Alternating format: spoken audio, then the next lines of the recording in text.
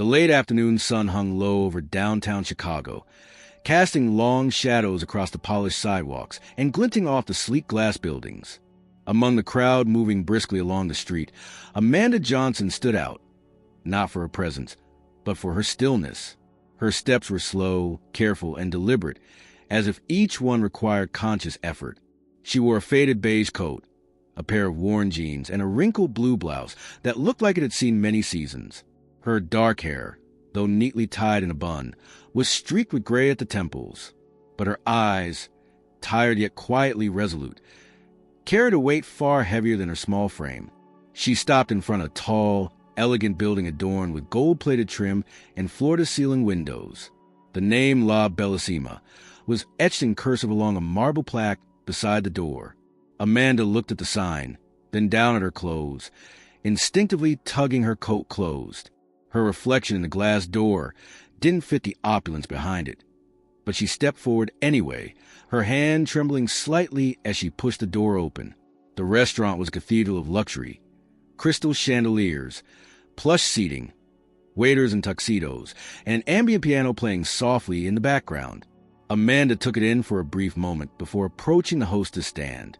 A tall, impeccably dressed young woman with sharp eyeliner and sharper judgment looked up from her tablet and blinked at Amanda as though she had wandered in from another world. "Good evening," Amanda began, her voice soft but steady. "I was hoping I could have a seat. Just a coffee, really." The hostess glanced at Amanda's shoes, scuffed and slightly damp from the drizzle outside, then at her hands, which bore the fine cracks of overwashing and the faint remnants of dish soap. Her lips curled into a polite but firm smile. "I'm sorry, but we're fully booked this evening." Amanda nodded slowly. "Even just at the bar? I don't mind waiting." The hostess leaned forward slightly, lowering her voice just enough to maintain her professional tone while lacing it with finality. "We have a very strict dress code, ma'am, and tonight's a high-volume reservation night. I'm afraid we won't be able to accommodate you." A pause hung between them. Amanda's eyes flickered around the room. Several empty tables sat unused, napkins perfectly folded, wine glasses untouched. She could feel the stares now. A couple by the window whispered to each other, the man barely hiding his smirk. A waiter walked past her briskly, careful not to make eye contact. Amanda took a slow breath, trying to maintain her dignity. "I understand," she said quietly, more to herself than anyone else. Without another word, she turned and walked out. The air outside was cooler now. The city bustled around her, as if it hadn't noticed her humiliation at all. She sat down on the curb just a few steps from the entrance, resting her back against a newspaper dispenser. Her shoulders slumped, the adrenaline fading into a deep weariness. Her fingers fumbled through her purse until she found a handful of coins. She counted them, then laughed softly, a hollow, almost bitter sound. Not even enough for a street vendor's coffee. She looked down at her clothes again, feeling the sting of shame creeping in. But more than the rejection, it was a familiarity of it that hurt. This wasn't the first time she'd been overlooked, judged, dismissed. And despite everything she had endured, the fight to keep her head high was getting harder with each passing day. Memories surfaced. The warm light of a different cafe, the sound of laughter with someone she once knew, a time when stepping into a restaurant like this didn't feel like trespassing. She rested her elbows on her knees and held her head in her hands, allowing herself just a moment of defeat. Then, the sound of tires gently scraping the curb broke her trance. A sleek black car rolled to a stop in front of the restaurant. It was a kind of vehicle that turned heads. Clean lines, tinted windows, engine humming low with power. The valet rushed forward as the back door opened slowly.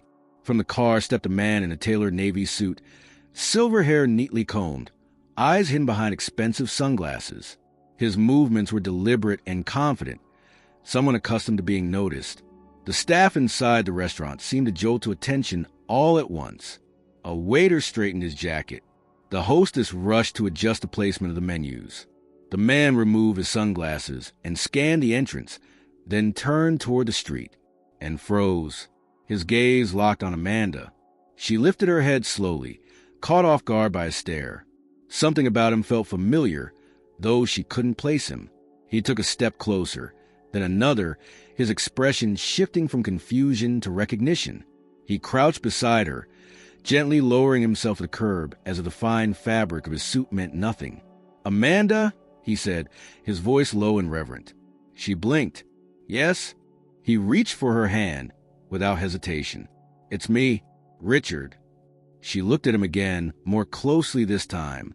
The fine lines near his eyes, the shape of his jaw. There was a flicker of memory, distant but distinct.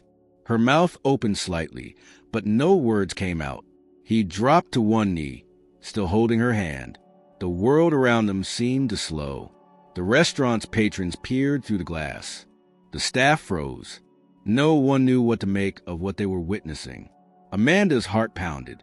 Why was this man, the very image of wealth and authority, kneeling before her on the sidewalk? And then he said something that would change everything. "I've been looking for you for over a decade." She stared at him, stunned. "What? Why?" His eyes welled with emotion. "Because you saved my life." And with those 5 words, the forgotten past surged forward like a tide. A story long buried had just begun to unfold. Richard Bell did not rise from his position immediately. For a long moment, he remained kneeling, his hand still holding Amanda's, as if grounding himself in a moment that felt too fragile to break. His tailored suit brushed the edge of the damp sidewalk, but he gave it no thought. His eyes, steady and open, were locked on hers. Amanda, uncertain, searched his face for context, for clarity, for any connection beyond the name he had given. His name stirred a faint echo in her memory, but the rush of the day, the humiliation she had just endured, and the sheer absurdity of what was happening left her disoriented. It wasn't until Richard stood and gently helped her to her feet that Amanda noticed a stillness that had overtaken the front of the restaurant. The hum of conversation inside had dimmed, the staff and patrons now pressing quietly against the windows. The hostess, who had dismissed Amanda so easily moments ago, stood frozen behind her podium, watching the scene unfold with eyes that had lost all their earlier condescension. Richard didn't acknowledge any of them. His focus was singular. "Come inside," he said, his voice softer now, almost protective. Amanda hesitated, instinctively looking down at her clothes, her shoes, the grime from the curb still clinging to her coat. But he shook his head before she could speak. "Please, just trust me." With a strange mixture of curiosity and disbelief, she followed him. The valet stepped aside, confused. As they passed through the door, the ambient murmur of the restaurant fell into complete silence. Amanda felt the weight of every eye in the room settle on her, like invisible hands pressing against her shoulders. But Richard didn't pause. He moved with the assurance of someone who owned not just the space, but the narrative itself.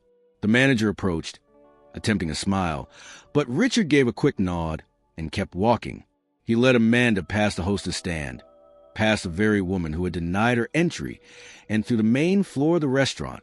Every table they passed seemed to hold its breath. A fork frozen halfway to a diner's mouth, a wine glass held mid-toast. Amanda walked beside Richard in silence, her chin slightly lifted, a reflex born of years of learning to preserve dignity in rooms that did not welcome her. He brought her to a private table near the back, partially secluded by velvet curtains and flanked by a wall of live greenery, a place reserved for only the most exclusive guests. Without a word, he pulled out her chair. She sat cautiously, still unsure if this was real, if at any moment someone would call a mistake and ask her to leave. But Richard sat across from her and motioned to the nearby waiter. "Bring us tea," he said. "The rose chamomile blend, and something light to eat, whatever's fresh." The waiter nodded and vanished.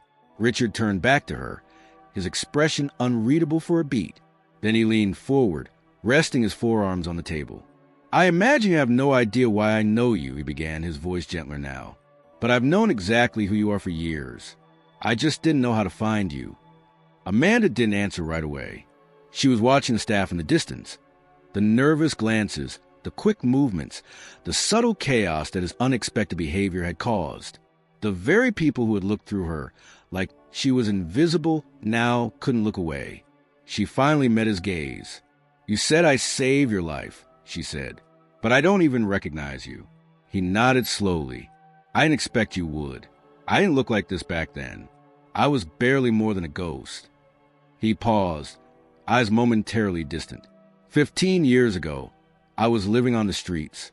South Side. I was lost, addicted, angry, completely alone.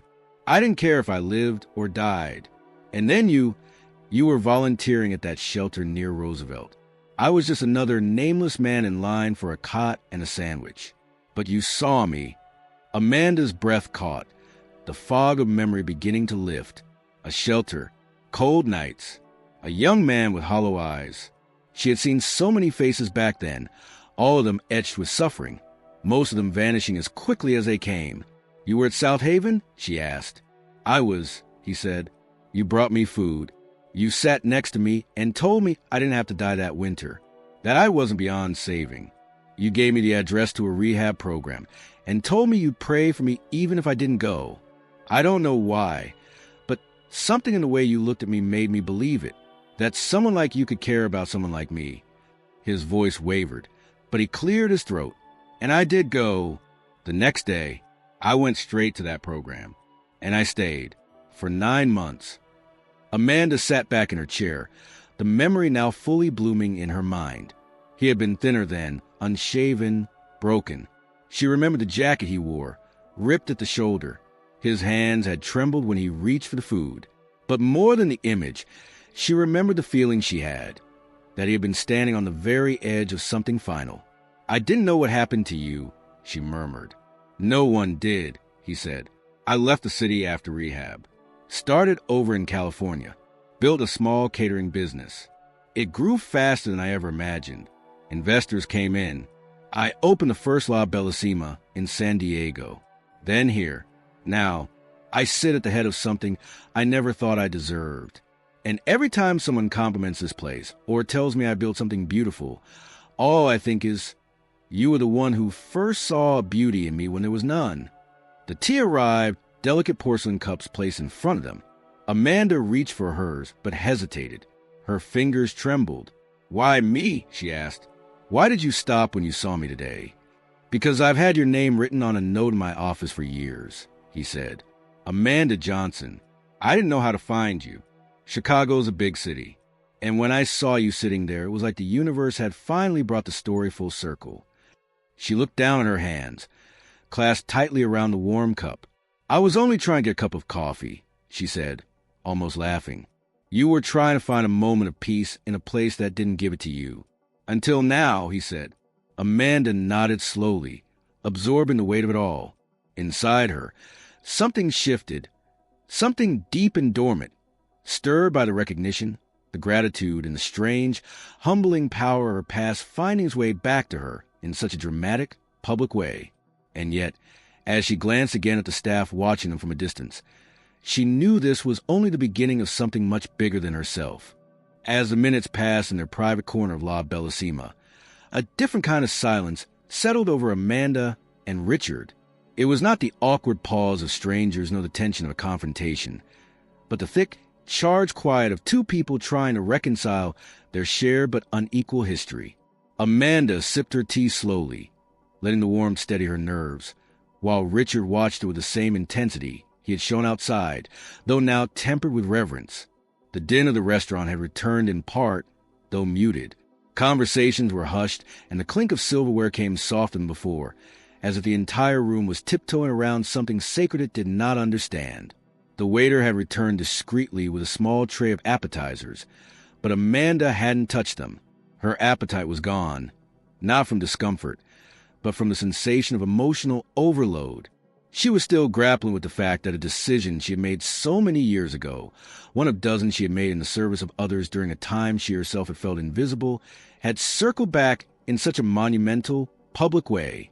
Richard, now calm but visibly reflective, leaned back in his chair of breath that seemed to carry 15 years of gratitude and guilt. I told myself, he began after a long pause, that if I ever found you, I wouldn't just say thank you. I wouldn't insult you with something that small. I would find a way to give something back that could matter. He took a slow sip from his cup before continuing. But now, seeing you here like this, knowing you would turn away at my door, it's harder to know where to begin. Amanda raised her eyes to his. There was no resentment in her expression, only the kind of quiet resilience that comes from years of carrying one's pain in private. "You don't owe me anything," she said softly. "You rebuilt your life. That's what mattered." "I owe you everything," Richard replied, his voice low but certain. "Without that one moment of kindness, there would have been no rebuilding. And the truth is, Amanda, I've built all of this." He gestured subtly around them, without knowing how to share it with the person who first gave me belief that I could be more than what I was. Amanda exhaled slowly, her fingers tracing the rim of her teacup. "So much has changed," she murmured. "Back then, I used to think I was making a difference. The shelter, the hours, the people. But it all faded. Life took over. I lost things. People. Hope sometimes. When you spend so long giving and the world keeps taking, you start to wonder if any of it ever meant anything." Richard's expression shifted, something between anguish and admiration. "It did. It does. You just couldn't see the seeds you were planting. I'm proof that they took root." Amanda's eyes welled up, but she blinked the tears back. Her pride wouldn't let them fall in front of this room full of strangers. She composed herself with a breath. "So, what now?" she asked, not challengingly, but with quiet curiosity. "You found me. What does that mean for you?" "For me?" Richard tilted his head slightly. "It means I get to stop carrying this story alone. It means I get to honor it properly." He looked at her then, a long, steady gaze that held something more than admiration. "And for you, it means the beginning of something new, if you're willing." Amanda frowned gently, intrigued and wary. "What do you mean?" He folded his hands together. "Over the past few years, I've been working on an idea, a project I wanted to launch but never found the right person to lead. A second restaurant, but not like this." He glanced around the polished luxury of La Bellissima. "Something different. A community-based kitchen. Training, employment, mentorship. A place for people who've been where I was, on the edge of giving up, to find not just food, but purpose. A place to start over." Amanda didn't speak, but something flickered in her expression. A flicker of old instincts, of memory, of the woman she had been before life wore her down. "I want to call it Mesa Alberta," Richard said. "Open table. A space where no one is turned away because of what they're wearing or what they've lost. Where dignity comes with the meal. And I want you to lead it." Amanda froze, the words crashing over her in waves. "Led? After all this time, after all the closed doors and forgotten resumes, someone was not just offering her a seat at the table, but the head of it? I haven't done that kind of work in years," she said, cautious. "I've been out of the system. I don't have credentials anymore. No recent experience. No degrees." "You have more than credentials," Richard replied, his tone unwavering. "You have lived experience. You've done the work in trenches most people wouldn't even walk through. And most importantly, you saw people, me included, for who they were beneath the surface. That's the kind of leadership I want. That's what Mesa Alberta needs." Amanda leaned back slowly, the weight of the offer settling on her. It wasn't just about the job. It was about being seen again, about being relevant, about healing, not only for herself, but for others. A dozen doubts swirled inside her. What if she failed? What if it was too late to start again? But beneath them all, a spark reignited. The same spark that had driven her to spend long nights serving strangers in the bitter Chicago cold. The same spark that told a broken young man 15 years ago that he wasn't beyond saving. She didn't answer right away. The decision deserved more than a yes or no toss into the moment. But Richard didn't push. He simply nodded, understanding. "I want you to think about it," he said gently. "No pressure. No expectations. Just possibility." Amanda glanced again at the front of the restaurant. The hostess was gone now, replaced by a different young woman, one who watched her with something closer to awe than judgment. The energy in the room had shifted. Whispers still floated across tables, but they no longer stung. They carried curiosity, reverence, maybe even regret. She looked back at Richard. "I'll think about it," she said. And in that moment, Amanda Johnson, who had walked in with nothing but coins in her pocket and a hope for coffee, realized the door that had been shut so harshly was now wide open, not just to a meal, but to a future she never imagined would be hers again. Behind the elegant partitions and the polished surfaces of La Bellissima, the staff was no longer functioning with the seamless grace expected of such an establishment. What had begun as minor disruptions, glances exchanged, trays held longer than usual, whispers by the kitchen door, had now become a quiet, festering wave of discomfort. From the dishwashers in the back to the maitre d' at the floor's edge, the revelation of Amanda Johnson's identity was making its way through every corridor and corner, reaching ears and tightening throats. No one had heard the full conversation, but word traveled quickly, especially in a place where hierarchy and performance ruled everything. The woman in the wrinkled coat, the same one dismissed at the door just an hour ago, was now not only a guest of the owner, but someone who, according to hushed fragments, had once saved his life. The hostess who had turned Amanda away stood pale near the podium, her hands clasped tightly together behind her back. Her name was Olivia, and in the 2 years she had worked at La Bellissima, she had prided herself on her ability to maintain the refined image expected by the clientele. It was not personal, she told herself repeatedly. She had simply been doing her job. There were standards, appearances to uphold. But now, those same justifications fell hollow. The reality of her actions, replayed against the unfolding truth, made her skin prickle with shame. She had spoken to Amanda without kindness, without patience, without even the decency of curiosity. By the open kitchen, Chef Marco stood motionless, having just returned from a corner table with an empty plate in hand. He wasn't the type to involve himself in front-of-house politics, but even he could feel the weight that had fallen over the evening. He'd caught only glimpses of the conversation between Richard and Amanda, but what struck him most was the way the owner had looked at her, with a mixture of reverence and humility Marco had never seen in him before. That was no casual guest. That was no publicity stunt. Something real had happened, something important, and they had all missed it until it was almost too late. Richard stood now, slowly rising from the table. The act, simple as it was, captured immediate attention from nearly every person in the room. He didn't raise his voice. He didn't need to. His presence alone was enough to pull the silence back like a curtain. Amanda remained seated, her posture still, her expression unreadable, but the flush in her cheeks betrayed the discomfort being placed at the center of so many stares. "I'd like to speak to my staff," Richard said calmly, but with authority that brooked no delay. Within minutes, the core team had assembled near the entrance of the dining room. Olivia joined them, eyes downcast, her heart pounding so loudly she could barely hear the murmured apologies forming around her. Richard faced them, not with anger but with a grave kind of disappointment. His gaze swept across each face, not lingering long enough to single anyone out, but long enough to make each feel seen, and not in a comforting way. "You all know me," he began, his voice even. "You know what I built here and what I expect from every single person who wears this uniform. I don't ask for perfection. I ask for excellence, yes, but more than that, I ask for humanity. And today we failed." He turned slightly, motioning toward Amanda.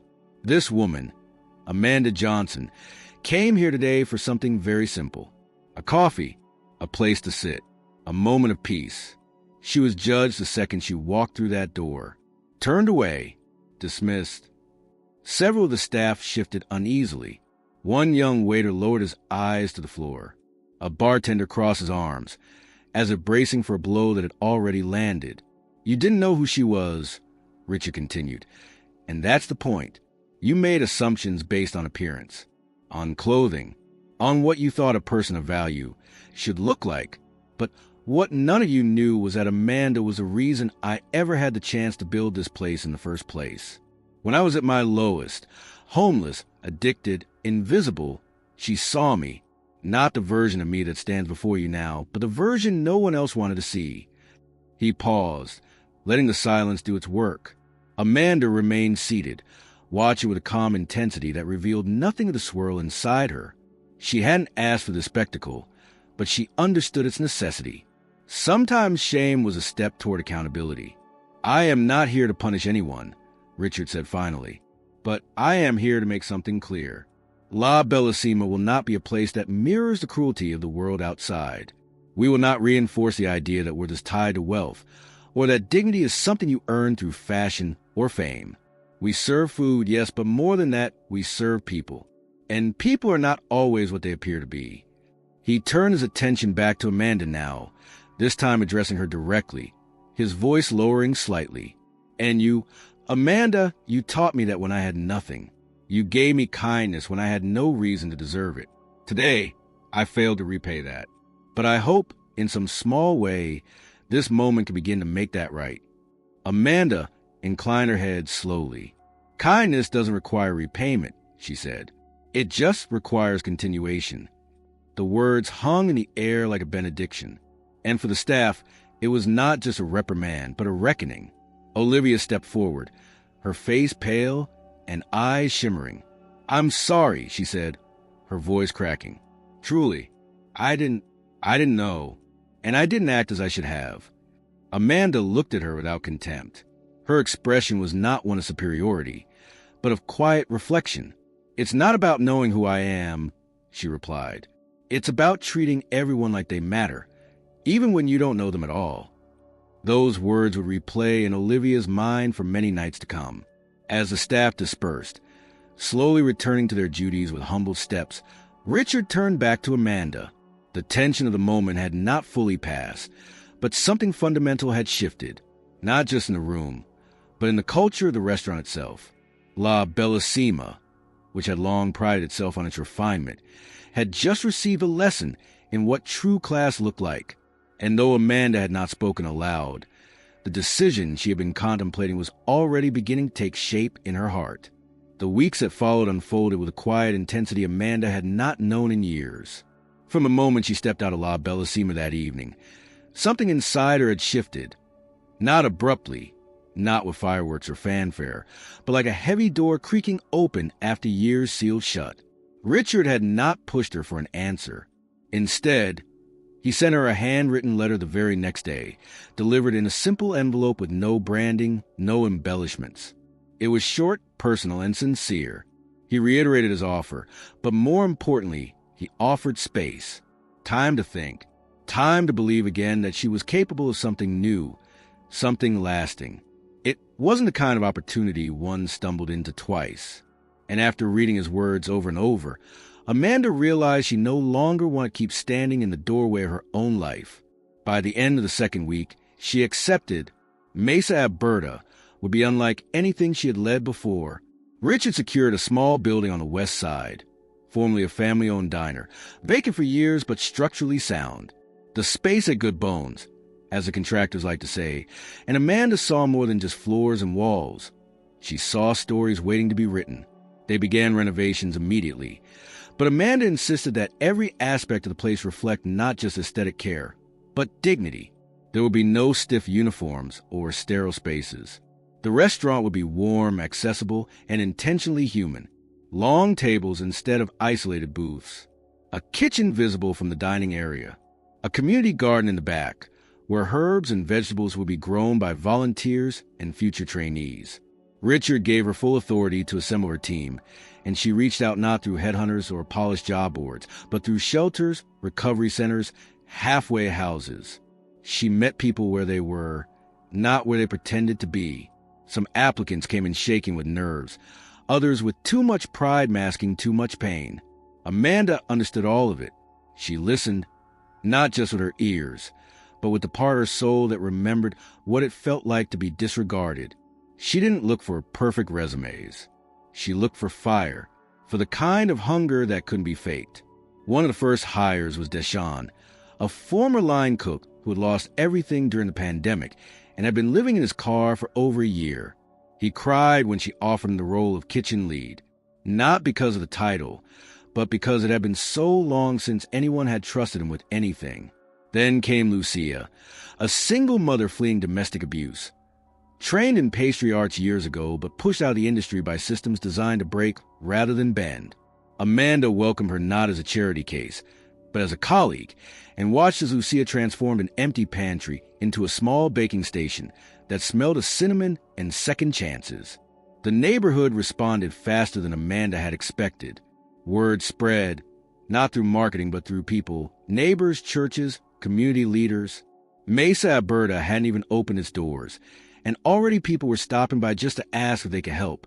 An elderly man from across the street began sweeping the sidewalk every morning without being asked. A group of teenagers volunteered to paint a mural along the sidewall, a vibrant depiction of hands planting seeds, each one different in color, size, and texture. Amanda stood beneath it one evening as the sun dipped low, the brushstrokes catching light like gold. She hadn't felt pride in a long time, but here it was, blooming quietly in her chest. Opening day came sooner than she thought possible. The final inspection passed. The kitchen was fully stocked and staffed, many of them wearing second-hand aprons stitched by a local church group, stood ready, their eyes filled with anticipation and nerves. Amanda wore the same blue blouse from a night she'd walked into La Bellissima, this time pressed and tucked neatly beneath a soft gray cardigan.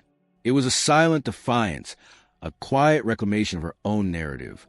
The first patrons were a mix of curious locals, former clients of the shelters, and a few food bloggers who had caught wind of the project's mission. No one was turned away. Each person who entered was met with a smile, a genuine welcome, and a menu that was modest but crafted with care. There were no extravagant dishes, but every plate that left the kitchen told a story of restoration, of dignity, of someone's hard-won return to purpose. Richard arrived mid-afternoon, not in a suit this time, but in jeans and rolled sleeves, blending in more than standing out. He spent most of his time clearing tables, refilling water glasses, and observing from edges. At one point, Amanda caught him laughing with Lucia near the counter, their heads bent over a tray of lemon tarts that turned out just a little too brown on one edge. It was a kind of imperfection that didn't matter here. By the end of the day, the restaurant had served over 80 meals, half of them free or subsidized through a pay-what-you-can system Amanda had insisted upon. Tips were pooled and distributed equally. No one left hungry. No one left feeling less than. But what marked the moment most vividly came just before closing. A woman walked in, quiet, unsure, holding the hand of a child. She asked in a whisper if they were still open. Amanda stepped forward herself. "We're always open if you're hungry," she said. She led them to a table near the window, poured water, took their order. The woman didn't speak much, but when the child looked up at Amanda and smiled, something inside her steadied even more. Later that night, after the last plate was washed and the lights dimmed, Amanda sat alone in the garden. The mural glowed faintly under the light of a nearby lamp. She leaned back in the old wooden chair, wrapped her cardigan tighter, and let the silence settle around her. It was not the silence of being forgotten, but the peace that comes from having endured. She thought of all the nights she had questioned whether she mattered, whether the work she had once done had disappeared into the void. And now, here she was, surrounded by the living proof that it hadn't. She was no longer the woman turned away at the door. She was the door, and it was open. The end.